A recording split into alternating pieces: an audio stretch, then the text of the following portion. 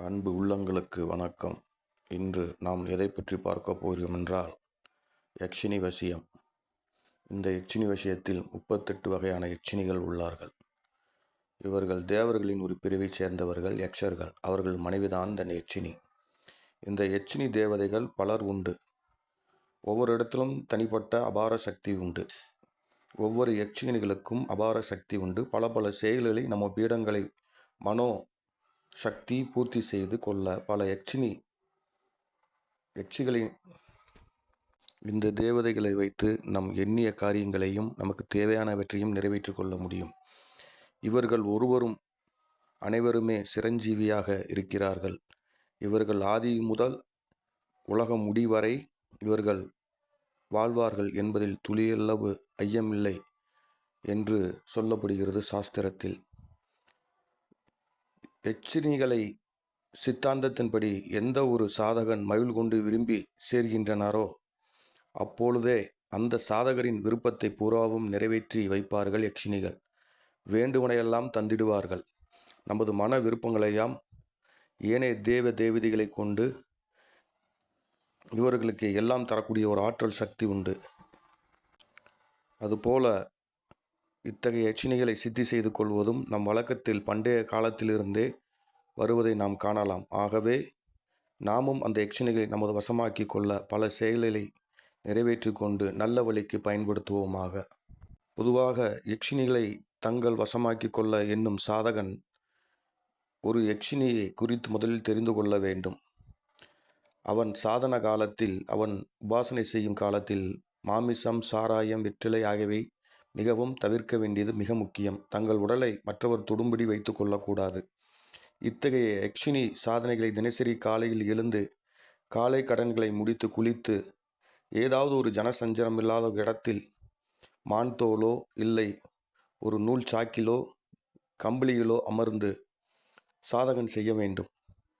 ஒரு யக்ஷினியை எண்ணி சாதகன் எந்த யக்ஷினியை எண்ணி நாம் உபாசனை செய்கின்றோமோ அந்த யக்ஷினியானவள் சித்தி கிடைக்கும் வரை நமது சாதனையில் இடைவெளி வந்துவிடக்கூடாது. தடங்களும் இடைவெளியும் ஏற்படாதவாறு பார்த்து கொள்ள வேண்டும். மேலும் குறிப்பிட்ட யக்ஷினியை ஒரு சாதகர் தியானம் செய்கின்ற நேரத்தில் அந்த யக்ஷினியை தாய், சகோதரி, பெண் மற்றும் நண்பர் இவர்கள் உருவத்தில் சிந்தனையாக மேற்கொள்ள வேண்டும். அவளை தவறுதலாக எண்ணக்கூடாது. அவளை தனது காதலியாகவோ மனைவியாகவோ ஒருவேளை எண்ணினால் எண்ணியவர் மிகுந்த தொல்லைக்கு உள்ளாவார்கள் என்பதை இந்த இடத்தில் நாம் உணர வேண்டும். அதோடு மட்டுமல்லாமல் எந்த ஒரு யக்ஷினியின் சாதனையும் ஒரு விதிமுறைப்படி சொல்லப்பட்டிருக்கிறதோ அதன்படிதான் நாம் பின்தொடர்ந்து அதனை வழிபாடு செய்ய வேண்டும். எனவே முதலில் நாம் பார்க்க போகும் மிகப்பெரிய ஒரு சக்தியானது நினைத்ததை கொடுக்கக்கூடியவள், நமக்கு செல்வ வளங்களை அள்ளி கொடுக்கக்கூடிய தனத ரதிப்பிரியா யக்ஷினி. இந்த தனத ரதிப்பிரியா யக்ஷினியானவள் 14 அக்ஷார மந்திரங்களையும் 10 அக்ஷார மந்திரங்களையும் கொண்டது. இந்த தேவதையை பனை ஓலையிலேயோ வெள்ளைத்தாளிலேயோ நாம் முறைப்படி குங்குமப்பூ கொண்டு வெள்ளை வண்ணமுள்ள பல அணிகலங்களால் அலங்கரிக்கப்பட்ட தாமரை மலர்களோடு கூடியவளாக இந்த யக்ஷினியை வெள்ளைத்தாளில் வரைந்து கொள்ள வேண்டும். பிறகு அந்த படத்தை மல்லி மலர் கொண்டு பல தெய்வீக லக்ஷ்மி நாமாக்களை சொல்லி அர்ச்சிக்கவும். லக்ஷ்மி மந்திரம் கூட சொல்லலாம். பிறகு மேலே சொல்லப்பட்ட மந்திரத்தை 7 நாட்கள் 3 காலங்களிலும் காலை, மதியம், இரவு ஆகிய 3 நேரங்களிலும் 1008 முறை நாம் ஜபிக்க வேண்டும். பிறகு 3 முறையும் பூஜை செய்து வர வேண்டும். இந்தப்படி செய்து வரும்